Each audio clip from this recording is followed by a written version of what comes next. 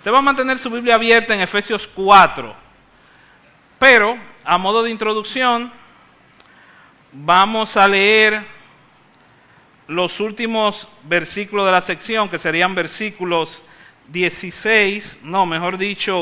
y 16. Así que leemos y luego encomendamos al Señor esta parte de manera que sea Él que nos hable en esta mañana. La palabra de Dios la leemos en su nombre y nos dice así, Efesios 4:15.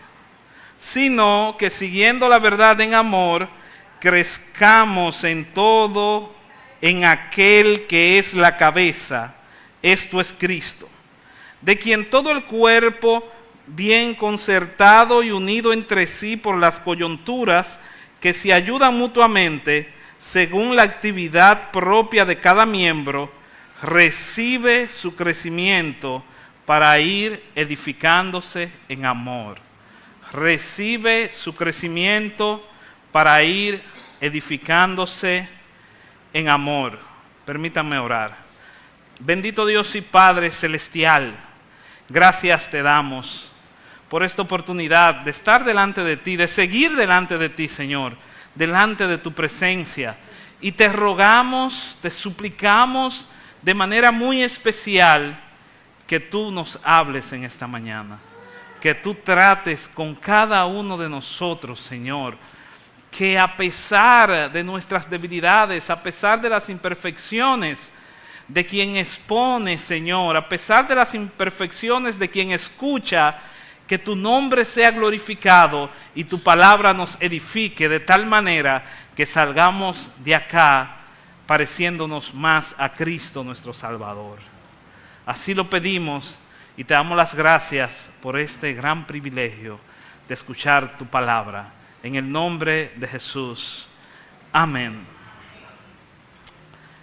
Hermanos, hermanas, amigos, érase una vez en un barrio de Puerto Plata una vecina problemática. De esa vecina que quizá usted ha tenido por ahí. Fue hace mucho tiempo, yo no recuerdo los detalles, pero sí recuerdo que con esa vecina problemática mi padre tuvo una especie como de conflicto, no recuerdo bien. Lo que sí recuerdo es que un día la vecina enojada entra a su casa, saca una tremenda bocina, la pone en posición apuntando a nuestra casa y decide dedicarle una bella canción a mi padre y a toda su familia. ¿Cómo olvidar esa canción? Tanto así que creo que recuerdo la primera estrofa. Esa canción en dedicatoria a mi padre y a nosotros, recuerdo que en su primera estrofa decía como algo así: rata inmunda, animal rastrero, escoria de la vida, adefesio mal hecho.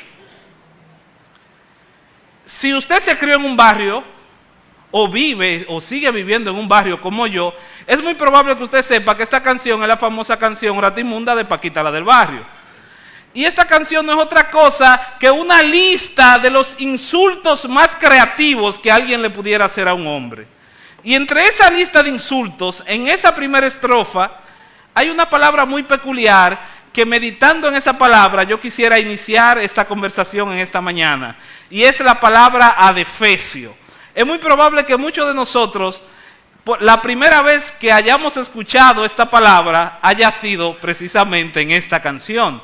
¿Y qué es adefesio? La palabra adefesio significa en español algo que es raro, feo, ridículo, extraño, extravagante. ¿Y por qué empiezo con esto? Porque aunque usted no lo crea, la palabra adefesio, según especulan algunos estudiosos de la lengua, es muy probable que tenga mucho que ver con la carta de Pablo a los Efesios que acabamos de leer hoy. Resulta que en el idioma latín, en un idioma que antes se leía la Biblia, la expresión a los Efesios en latín suena igual que la palabra adefesio. Y muchos se preguntan, pero ¿cómo esta palabra cogió una connotación tan negativa? Algunos especulan y dicen, no, lo que pasa es que seguramente los habitantes de Éfeso eran gente ridícula, extravagante. Ellos hacían rituales a sus dioses que eran cosas extrañas. Quizás es por eso. Pero otros van un poco más allá y dicen, mira, quizás esta palabra de Efesio se convirtió en algo tan negativo porque quizás la carta de Pablo a los Efesios, al recibir tantas críticas, porque para el mundo y los filósofos de la época, la carta de Pablo a los Efesios estaba llena de cosas extrañas y ridículas para ellos. Por ejemplo, la carta de Pablo a los Efesios habla de cosas como que la mujer tiene que someterse al marido, como que el hombre tiene que amar incondicionalmente a la mujer. Para la sociedad, para la cultura de ese entonces, eso era algo extraño, algo ridículo. Tanto así que un autor en una ocasión escribió en un libro que la carta de Pablo a los Efesios estaba llena de adefesios. Es decir, estaba llena de cosas extrañas, extravagantes, de cosas raras. Y la realidad es que cuando vemos esta carta a la luz de nuestros tiempos, para el mundo de hoy, la carta de Pablo a los Efesios sigue estando llena de adefesios, de ideas y verdades que pueden parecerle al mundo algo ridículo, algo extraño. Y lo sorprendente es que aún dentro de la iglesia hay cosas de las que enseña esta carta que nos pueden parecer muy extrañas, quizás como la que vamos a ver en esta mañana. En la actualidad, cada día se hace más extraño ver una iglesia que se mantenga unida para edificar a otros. En un mundo que está tan individualizado, donde cada quien quiere lo propio suyo, donde cada quien piensa en sus sueños, en sus metas de manera egoísta, en estos tiempos parece hasta cosa rara y extravagante que los hermanos se preocupen los unos por los otros. Hoy en día parece extraño encontrar una iglesia donde lo más importante sea Cristo y servir a tu comunidad. Hoy en día parece extraño ver una iglesia que esté dispuesta a dar la vida por sus hermanos. Es hasta extraño ver que este sea un lugar de amor sin medidas, donde nadie procure los primeros lugares, donde todo lo hagamos para la gloria de Cristo. Una iglesia donde no haya envidia, donde no haya chisme, donde reine el perdón, donde se respire el amor, parece algo raro en este tiempo. Un lugar donde la meta individual y colectiva sea que todos se parezcan a Cristo, se ha convertido en un adefesio, en algo extraño y extravagante. Una iglesia que esté construida espiritualmente de tal manera que cada metro cuadrado esté lleno de la presencia de Cristo. ¿Saben qué es lo más asombroso de todo esto? Que según esta sección de Efesios que vamos a estar viendo, estamos llamados a ser una iglesia así. Deberíamos ser una iglesia unida para edificar. Y si hay un consejo que nos puede ayudar a ser una iglesia así, es el siguiente.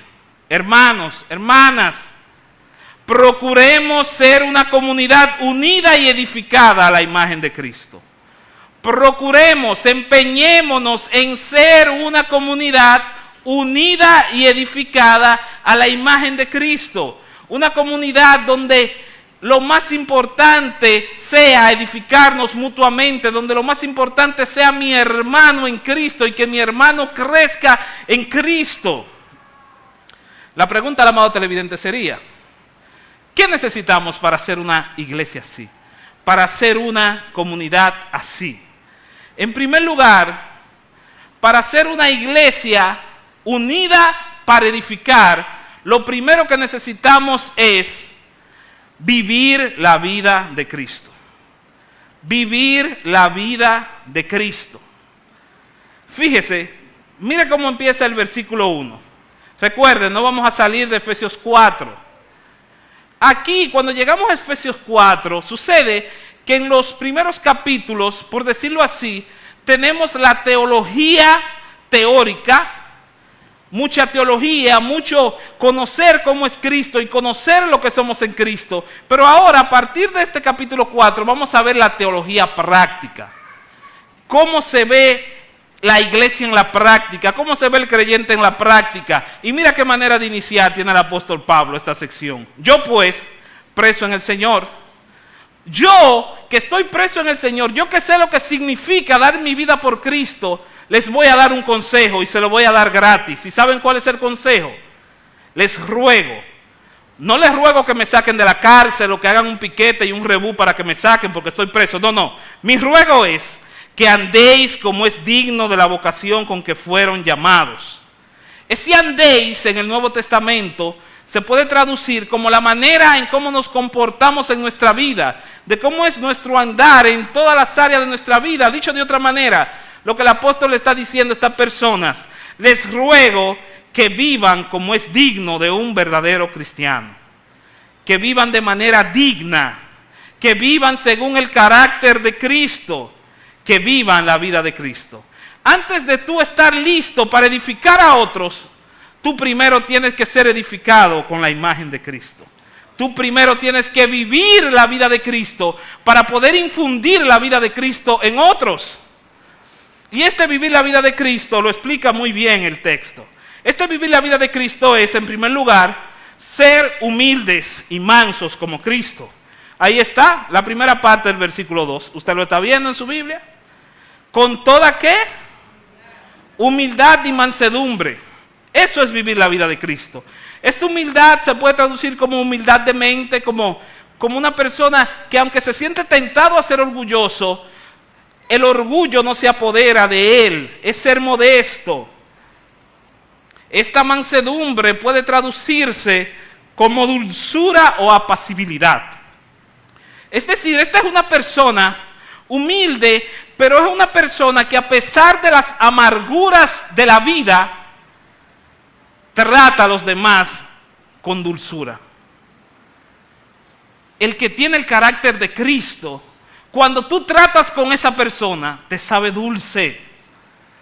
Ese ser como Cristo también es ser tolerantes y pacientes, como es Cristo. ¿Qué dice la otra parte? Soportándoos con paciencia los unos a los otros.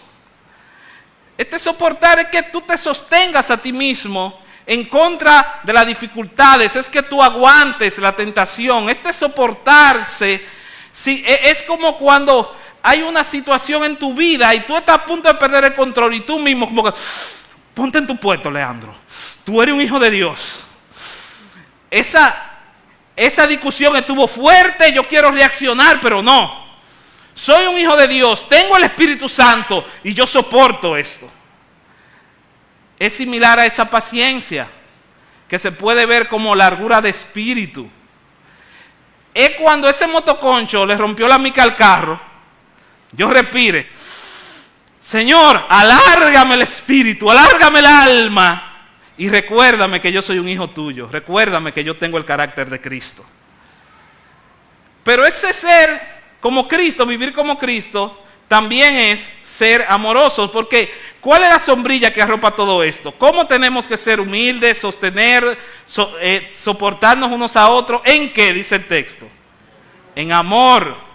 Y usted sabe a lo que se refiere, a ese amor ágape incondicional.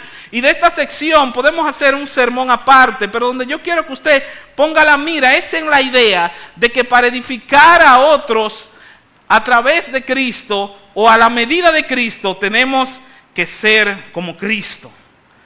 Miren, por ejemplo, aquí vamos a brincar un poquito.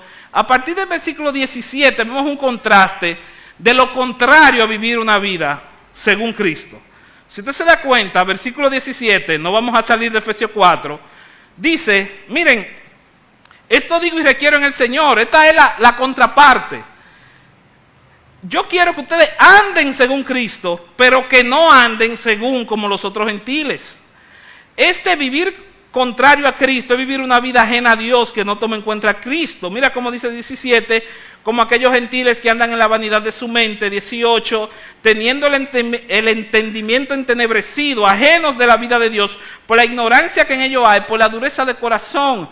Gente ignorante que no reconoce a Dios, gente que tiene el corazón duro. 19, los cuales después que perdieron toda sensibilidad se entregaron a la lascivia para cometer con avidez toda clase de impureza.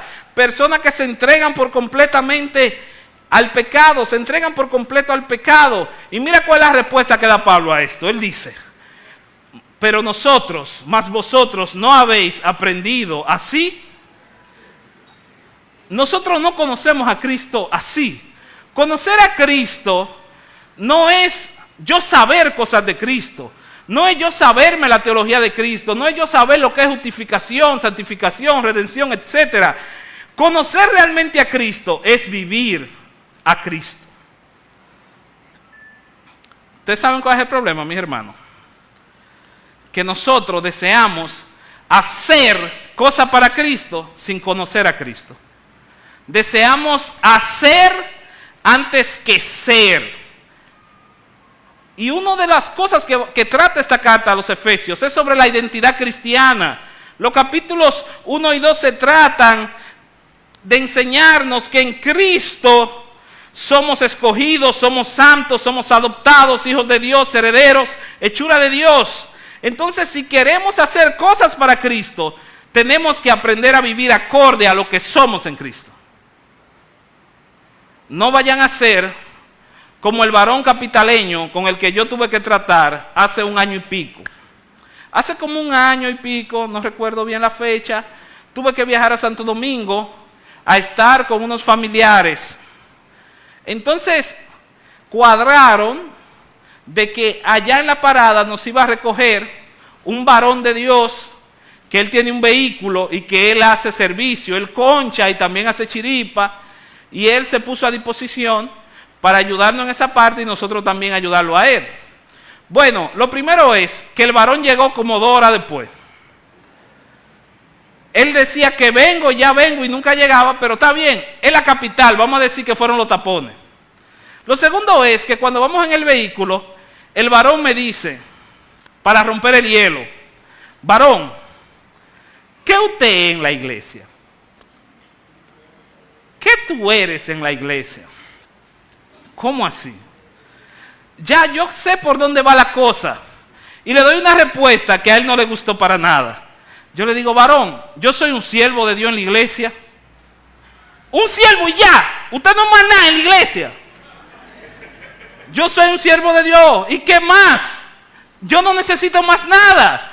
Y ahí él me dio una terapia de que no podemos ser come banco en la iglesia, de que tenemos que hacer tanta cosa, de que él estaba orando por su ministerio, de que él estaba orando para que Dios desbloquee tal don, para que Dios le dé tal ministerio, para que Dios le dé las naciones, para que Dios le dé esto. Él quería hacer tantas cosas en Cristo.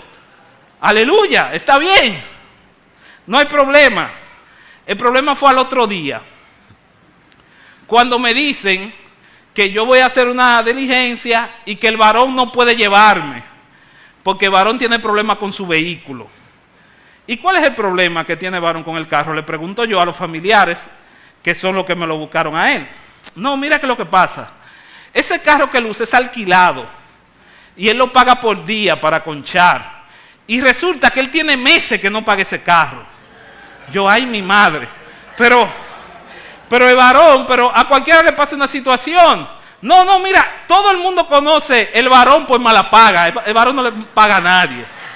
Ay, mi madre. No, pero cualquiera le pasan cosas, pero ¿y qué es lo que no permite avanzar al varón?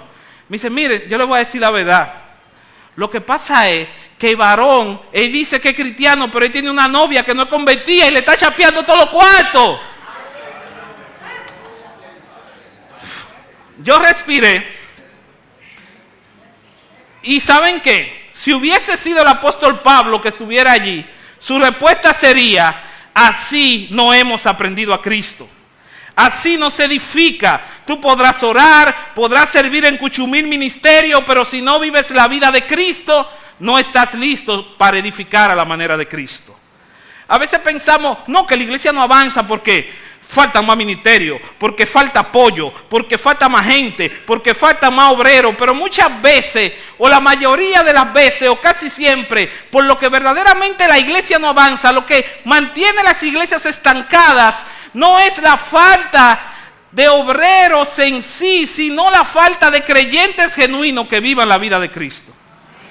¿Usted sabe por qué? Porque un creyente genuino que vive la vida de Cristo no se limita a 4 paredes, no se limita a liturgia, no se limita a cultos. Un individuo que vive la vida de Cristo es el evangelio andante. Cuando sirve edifica, cuando habla edifica, porque todo lo que sale de él es Cristo.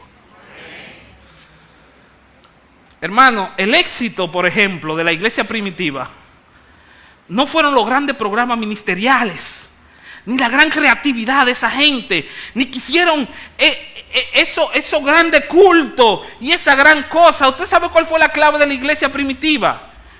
Tener comunión con Cristo mientras imitaban a Cristo. Hechos 2:42 dice, por ejemplo, que la iglesia primitiva perseveraba en la doctrina de los apóstoles. ¿Y cuál usted cree que es la doctrina de los apóstoles? La doctrina de Cristo. Perseveraban en tener comunión uno con otro. Perseveraban en amar como Cristo. Perseveraban en el partimiento del pan. Es decir, perseveraban en recordar a Cristo. Perseveraban en las oraciones. Es decir, perseveraban en tener comunión con Cristo. Es decir, que una iglesia que sirve al Dios actividad, al Dios evento, al Dios ministerio, no es una iglesia que realmente edifica. Una iglesia que quiere hacer antes que ser, no es una iglesia que edifica. La iglesia no son eventos, dijo un pastor un día. Estar unidos para edificar a Cristo empieza con vivir una vida en dependencia del Espíritu que imite a Cristo. ¿Usted quiere edificar? Viva como Cristo. Pero este vivir como Cristo tiene otra característica. Tiene que ver con estar unidos como Cristo está unido a su iglesia. Mira cómo dice versículo 3. Solícitos, es decir, procurando diligentemente guardar la unidad del Espíritu en el vínculo de la paz. Acá el autor va a enfatizar que tanto la unidad, que tanto como los dones, que todo lo que se hace en la iglesia, en esta comunidad, es por la gracia de Cristo y para la gloria de Cristo y para edificarnos en Cristo. Fíjate cuál es la base, el fundamento de esta unidad.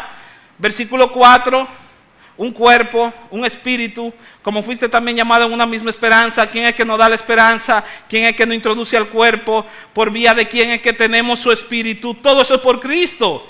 Un Señor, una fe, un bautismo, un Dios y Padre de todos, el cual es sobre todos y por todos, en todos. Sin Cristo, ninguno de esos fundamentos están.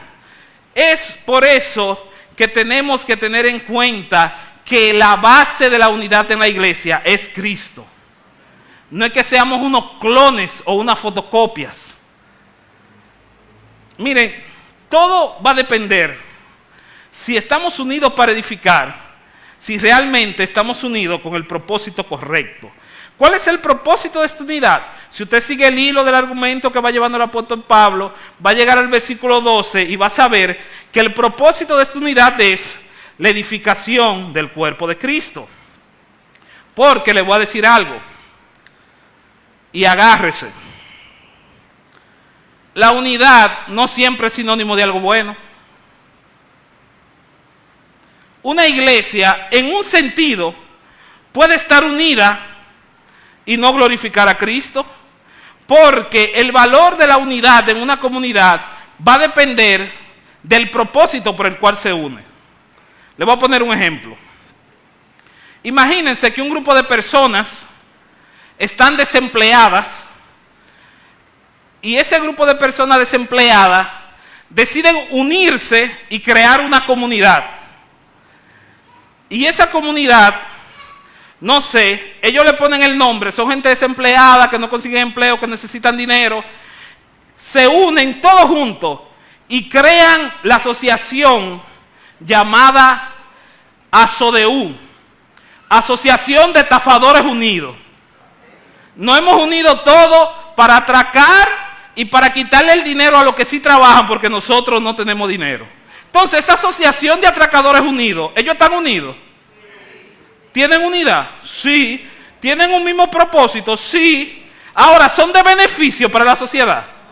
No. Entonces el beneficio tiene que ver con el propósito con el cual esa gente se han unido. Se unieron para un propósito negativo. Ahora, ¿qué sucede? La iglesia también funciona así en un aspecto. Los miembros de una iglesia pueden estar unidos, pero si están unidos para criticar, unidos para chismear, unidos para estar en contra de los pastores, unidos para estar en contra de lo que le agrada a Dios, esa iglesia no es sana. No es sana. ¿Cómo saber que estamos unidos según lo que dice el apóstol Pablo? Si nuestro propósito, si el propósito de cada uno de nosotros es que Cristo se edifique en mi vida y en la del otro, entonces esa es la unidad que le da gloria a Dios. Estar unidos, esta unidad no se trata de que seamos todos iguales, es de que tengamos el mismo propósito, de que Cristo sea glorificado y edificado en la vida de todos aquí. No significa que seamos unos clones, que nos guste la misma música, que nos gusten los mismos instrumentos, que nos guste la misma comida. No significa que vamos a estar de acuerdo en todos los aspectos de la vida. No, esta unidad significa que yo estoy dispuesto, junto con mis hermanos, a que Cristo sea edificado. Hermanos, procuremos ser una comunidad unida y edificada a la imagen de Cristo. ¿Y qué necesitamos para ser una comunidad así? Es la pregunta que estamos tratando. En segundo lugar, decíamos, vamos a darle un feedback para atrás, para que no se le olvide. Decíamos que en primer lugar, lo primero que necesitamos para ser una comunidad unida y edificada en Cristo es vivir la vida de Cristo. En primer lugar, vivir la vida de Cristo, que no se le olvide. Ahora, en segundo lugar, ¿qué necesitamos? Servir a otros conforme a los dones de Cristo. Servir conforme a los dones de Cristo. Versículo 7, mírelo ahí. Pero a cada uno de nosotros fue dada la gracia conforme a la medida del don de Cristo. Un comentarista, hablando sobre esta expresión, conforme a la medida del don de Cristo, él lo explica de la siguiente manera. Él dice, mira, lo que sucede es que Cristo es el don. Cuando hablo de don, hablo de un regalo, de una gracia. Cristo es el don, el regalo del cielo para el mundo pecador. Entonces, cuando el creyente viene a Cristo, ¿qué es lo que hace Cristo? Nos da de Él mismo. Nos da de su personalidad, nos da de su ministerio, que son los dones del Espíritu, que es el fruto del Espíritu. Entonces Él nos da de Él mismo, pero con un propósito. Con el propósito de que fomentemos el Evangelio a través de la unidad y la colaboración. Dios nos da dones, habilidades, para que colaboremos en edificar a Cristo en nuestras vidas. Me encanta que Pablo usa la palabra gracia, que es una palabra muy general, muy común en el Nuevo Testamento. Y cuando él dice que Dios nos ha dado la gracia, aunque está hablando de dones, podemos verlo de una manera más amplia. Cuando pensamos en gracia, pensamos en algo que Dios nos ha dado. De manera que cuando usted piensa en este texto y en lo que usted puede hacer por su iglesia o por el reino de Dios, piense en todo lo que Dios le ha dado. Y todo lo que Dios le ha dado por gracia puede ser un instrumento para edificar a otros en Cristo. ¿Qué Dios le ha dado? Pueden ser dones espirituales, pueden ser talentos, pueden ser habilidades, puede ser una profesión, puede ser dinero, lo que sea. La cuestión es que un pueblo que está unido para edificar da por gracia lo que por gracia ha recibido. Pero con relación a los dones, a las habilidades y a los talentos y al trabajo en la iglesia y a la obra del reino, lamentablemente tenemos dos grupitos. Por un lado tenemos el grupito que sí ejercita sus dones. Ese que hace algo en la iglesia, ese que es un líder en la iglesia, ese que canta, ese que limpia la iglesia, esa hermana que está abriendo la puerta, esa que hace algo en el culto de damas, ese que trabaja con los niños. Eso ejercitan sus dones. Ahora bien, este texto, para aquellos que ejercitan sus dones, esta porción lo que les recuerda es que cada vez que usted va a hacer algo para la iglesia, para el reino, para Cristo, recuerde que el propósito es edificar a los demás según la imagen de Cristo. Cuando usted viene a hacer la meditación aquí, no es que yo tengo que hacerla bien, porque después los hermanos van a decir que yo sé poco. No, que yo tengo que comérmela, yo tengo que robarme el show. No, que cuando yo voy a predicar, yo tengo que decir cada palabra con cada tilde y acento, porque yo no puedo verme como alguien inculto en el púlpito. No, el propósito no es que tú quedes bien, el propósito es que Cristo quede bien. Es que Cristo sea glorificado para que así el pueblo sea edificado según la imagen de Cristo. Pero por otro lado, tenemos el segundo grupo. El grupo que no ejercita sus dones, ni sus talentos, ni sus habilidades para la gloria de Cristo.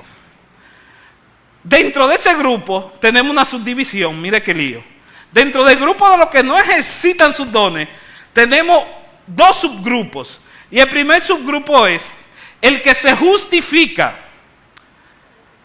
Yo quisiera de corazón decir que aquí no hay de eso, pero la conciencia no me deja porque estoy delante de Dios. ¿Usted sabe quiénes son esos? Lo que dicen. Los pastores tienen un sindicato en la iglesia, es un grupito que hace todo. Allá no se puede hacer nada porque es un grupito que hace todo. Lo que dicen, no, yo no puedo hacer nada porque es que a mí no me dan oportunidad. Ay, en esa iglesia no le dan oportunidad a nadie. Pero cuando tú le preguntas a muchos de esos hermanos, pero tú has ido donde los pastores y le has dicho, hermanos pastores, yo estoy dispuesto a ayudar en la obra de Dios, en esta iglesia, en lo que sea. ¿Usted ha ido a decirle eso? No, yo no he ido. Pero no le damos oportunidad. Todo es un grupito. Pero ¿saben qué es lo que sucede? Que son justificaciones no válidas en el ámbito bíblico. ¿Por qué? Porque según este texto, una comunidad unida para edificar entiende que la vida cristiana está llena de oportunidades para servir a Cristo. Ya sean en un lugar visible o en un lugar donde no te vean. Ya sea moviendo el banco como ayudando a cambiar un bombillo en la iglesia. Ya sea diciendo una poesía como invitando a los hermanos que tienen mucho que no vienen, que vengan al culto. Ya sea yendo a orar por el enfermo, como yendo a esos cultos memoriales que casi ninguno queremos ir. Hay muchísimas oportunidades de mostrar a Cristo. Seamos una comunidad unida para edificar. Ahora bien, a la hora de servir a otros, conforme a los dones de Cristo, debemos saber que, ya esta parte es rapidita porque el tiempo va avanzando. ¿Qué debemos saber a la hora de usar nuestros dones? En primer lugar, quien da la gracia, quien da los dones, ¿quién es? Cristo. Dice, es que Él dio la gracia, versículo 7, la primera parte. Ahora, en segundo lugar, estos dones fueron dados ¿a quién? Dice a cada uno, usted lo ve en el versículo 7, pero a cada uno. O sea, cada uno, Dios a cada uno de nosotros nos ha equipado con alguna habilidad para servirle para su reino. Y esta es la segunda subdivisión. Entre los que no ejercitan sus dones está otro extremo, que son los que dicen, varón, yo quisiera servir, pero es que yo no sirvo para nada. Yo no sé hacer nada. ¿Qué yo puedo hacer en la iglesia? ¿Qué yo puedo hacer para el reino? Pues déjame decirte que si tú te sientes que no sirve para nada, déjame decirte que el que murió por ti en la cruz fue Cristo, el Hijo de Dios hecho carne, y Él sí sirve para mucho. Y Él es que te está llamando, y Él fue que te dio una gracia, yo no sé cuál es, pero Él te la dio para que tú le sirvas en su reino, para que tú ayudes a edificar a otros a la imagen de Cristo. ¿Qué tenemos que saber a la hora de ejercitar nuestros dones? Que la medida de los dones es Cristo que la da también. Él no solo te da el don, Él te da la medida del don. Y me encanta cómo habla Pablo, porque toda la figura en esta sección es como acerca de construir, de edificar algo. Y la palabra que él usa para medida, precisamente en griego, es la palabra metro, que nosotros la usamos para referirnos a la longitud americana. Entonces, Pablo está diciendo, él puso la cantidad de metros adecuados que él quiso a cada quien respecto a su don.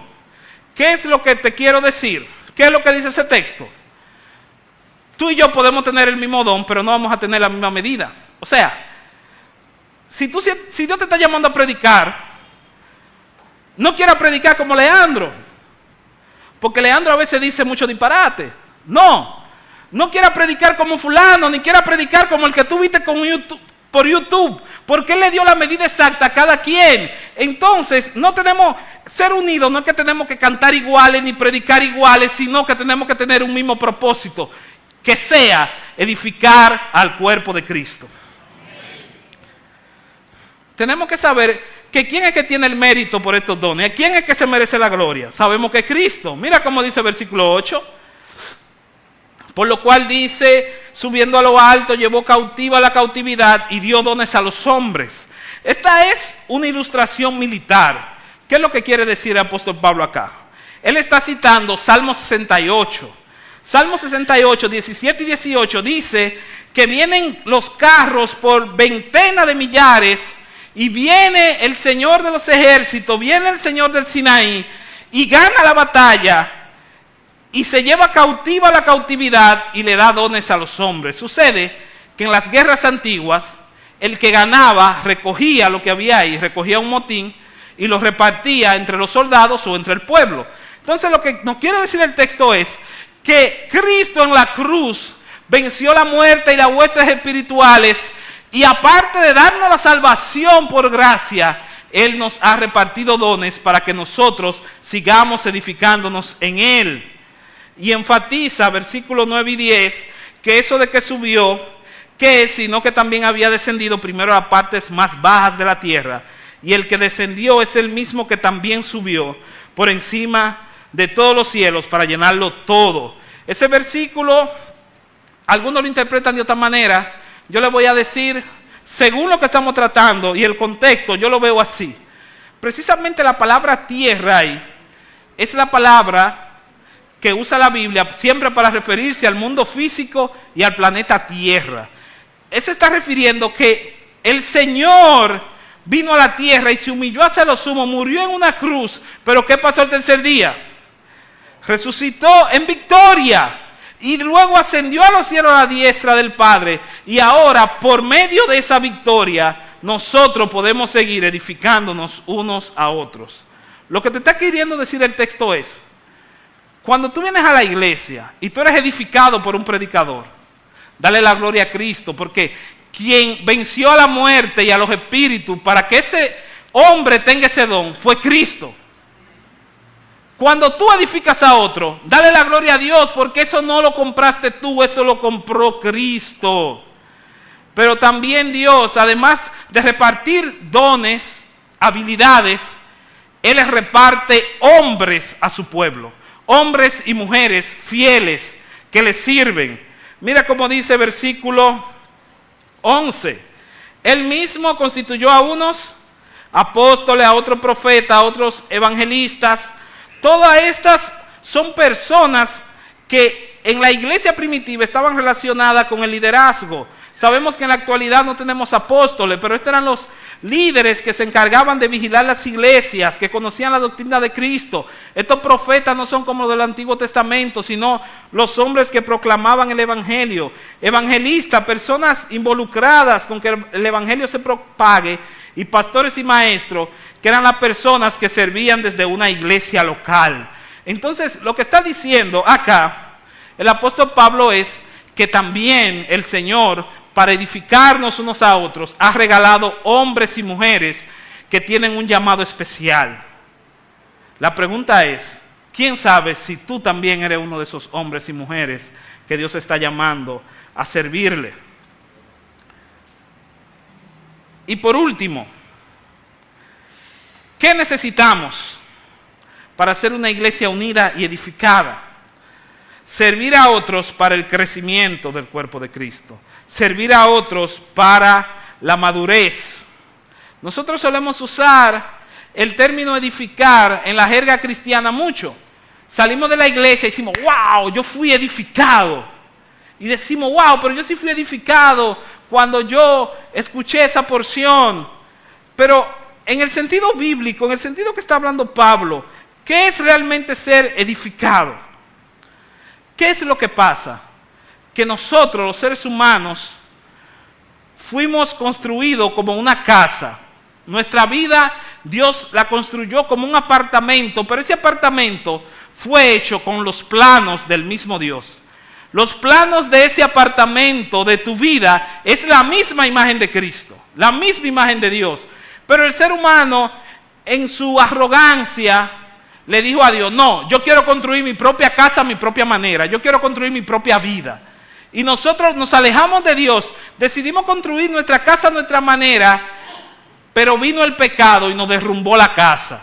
Vino la consecuencia del pecado y se nos vino encima. Y lo que nosotros merecíamos era quedarnos debajo de los escombros y morir eternamente. Pero el Señor en su misericordia envió a Cristo, el arquitecto por excelencia, para que los que creyeran en Él fueran sacados de los escombros y fueran reconstruidos bajo una edificación nueva en Cristo. Y lo bueno de esta edificación nueva es que sigue siendo a la imagen de Cristo, pero esta no puede ser derribada ni por el pecado, ni por el infierno, ni por nadie, porque es construida de tal manera que podamos habitar para siempre con nuestro Dios, con nuestro Padre, con Cristo. De manera que cuando Pablo habla de edificar, se refiere a eso, a que cada día más maduremos en Cristo.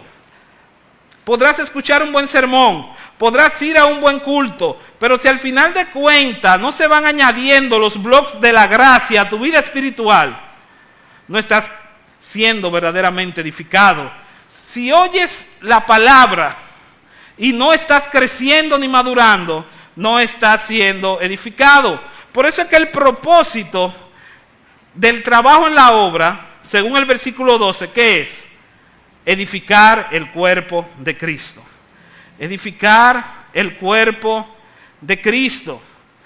Y precisamente el trabajo de los líderes en la iglesia es edificar a otros para que sigan edificando a otros para la gloria de Cristo.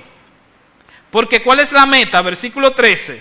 Hasta que todos lleguemos a la unidad de la fe, del conocimiento del Hijo de Dios, a un varón perfecto, a la medida de la estatura de la plenitud ¿de quién? De Cristo. De Cristo. Y este crecimiento tiene tres objetivos clave que se lo voy a decir rapidito. ¿Cuál es el propósito de que la imagen de Cristo crezca en nosotros?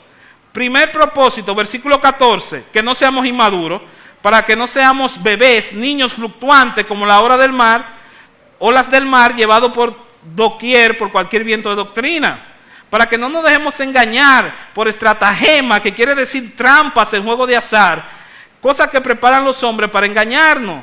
En segundo lugar, ¿por qué tenemos que procurar madurar en Cristo, crecer en Cristo? Para que sigamos la verdad en amor, versículo 15.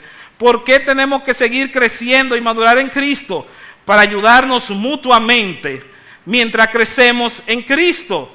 Mira cómo dice. Así fue que iniciamos el sermón, para que crezcamos en todo aquel que es la cabeza, esto es Cristo, de quien todo el cuerpo bien concertado, unido, todo como un solo hombre, con el propósito, seguimos hacia adelante, ayudándonos mutuamente, según la actividad del don que tiene cada uno de nosotros, para ir edificándonos en amor. Hermano, si tú sigues lánguido en la fe, si tú sigues enano en la fe, si tú sigues cojo en la fe, ¿con qué fuerza tú vas a ayudar al otro a crecer? De manera que necesitamos crecer para ayudar a crecer a otros. Y ya por último, en esta última expresión hay algo muy interesante, en esa frase que dice para ir edificándose en amor, y es el hecho que la preposición que se usa en el lenguaje original también puede significarse hacia adentro. De manera que ese texto también, una manera de tú traducir ese texto es que diga que el cuerpo recibe su crecimiento hacia adentro, haciendo edificación de él en amor. O sea, por donde empezamos a crecer y hacia donde crecemos es hacia adentro, hacia nuestro corazón, hacia nuestro ser interior. El terreno que el Señor va preparando para edificar a Cristo en tu vida, para que tú puedas edificar a otros, es el terreno de tu corazón. Pero déjame decirte que el terreno de tu corazón es muy árido, es muy duro, es muy difícil de trabajar. Y el único capaz de trabajar en el terreno de tu corazón es el Espíritu Santo. Es Cristo con su poder. El Espíritu Santo es el único capaz de perforar tu corazón, de hacer una zanja para que se pueda construir Cristo ahí. De manera que ser edificado, ser edificada a la imagen de Cristo no tiene que ver con tu fuerza, no tiene que ver con tu cumplir horario, con tu cumplir rituales, con tu hacer cosas para Dios. Tiene que ver con tu entregarte por completo y decirle: Dios, edifícame a la imagen de Cristo. Es con la fuerza de Cristo que podrás ser edificado. Termino con esta historia. Se cuenta que en los años 60 por ahí, Estados Unidos estaba empeñado en enviar un hombre a la luna. Y se creó esta plataforma que llamamos la NASA, que es el Centro de Investigación Espacial de los Estados Unidos. Y ellos estaban trabajando arduamente para llevar un hombre a la luna. Ese era su propósito, llevar un hombre a la luna. Entonces el presidente de ese entonces, John F. Kennedy, fue a visitar la NASA. Y cuando fue a visitar la NASA, usted se imagina esta dinámica, él llegando y la persona acercándose y él compartiendo con ellos, y venía uno y se le acercaba y le decía al presidente: dime, ¿tú qué haces en la NASA?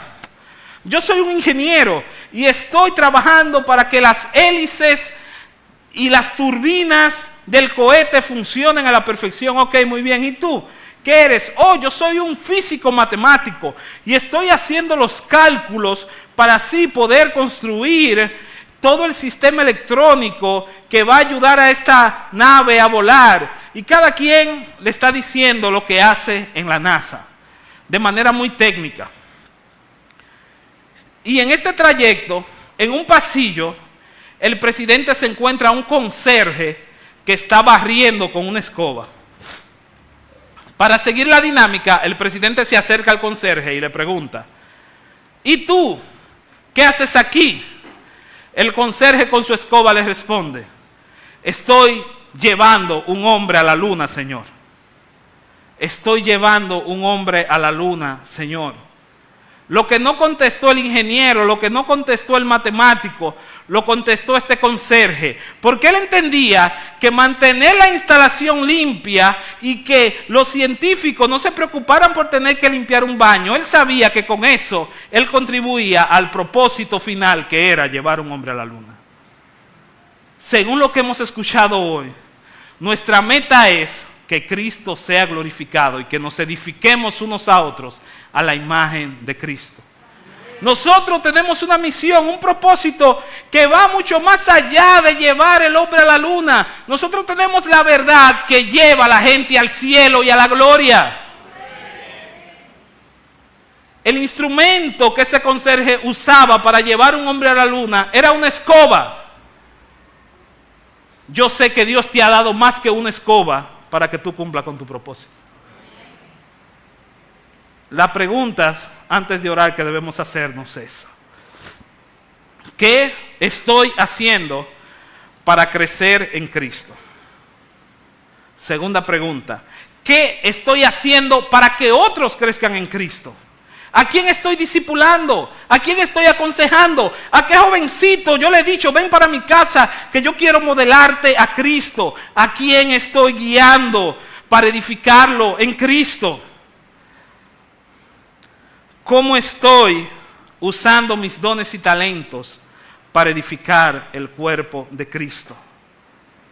Amados hermanos, que el Señor nos ayude, que nos dé la gracia, que nos dé de su Espíritu, para que podamos decir que juntos estamos unidos para edificar a Cristo.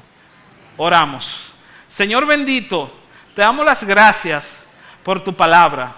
Gracias porque tu palabra nos dirige, Señor, hacia donde tú quieres, Señor. Gracias porque en tu palabra encontramos propósito para poder hacer tu obra de manera que te agrade, Señor.